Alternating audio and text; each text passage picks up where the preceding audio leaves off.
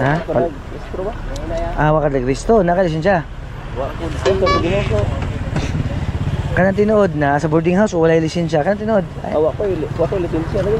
Wa ka lisensya. Nga Ay di nimo pala sir be. Nganong gibilin mo po nimo imong rehistro pod? sabi mo, boy ko ami pwede ko Ha? Di gibilin imong rehistro kay Domingo. Domingo Mao day. So kung wala checkpoint, okay ra dili dala ng rehistro. Mo na sa itong mindset. Mali na to nga una sila. Every time ta magmotor sir, wa magugay lisensya man wa kabalo na. Every time ta magmotor, ang usa mga required nga dalo na to lisensya o rehistro, except sa mga violation sa motor. Mao gyud ang pinaka-importante, lisensya o rehistro. Makuratan ko ato kanito. Makulatan gid mo na gan.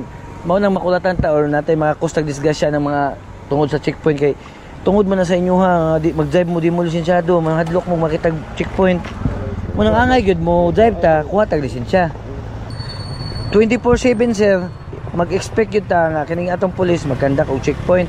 Dili lang kay Monday to Friday, bisag Sabado, Domingo or adlawan man or gabi naagi po police nga magkandak og checkpoint sa kalsada. Nganong gibilin po mo riso expired po no?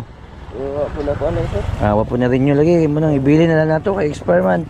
Nya kini mong motor sir, lukatan ni ugma ha. I-hold na mo na dire karon. Pirma dire pa hog.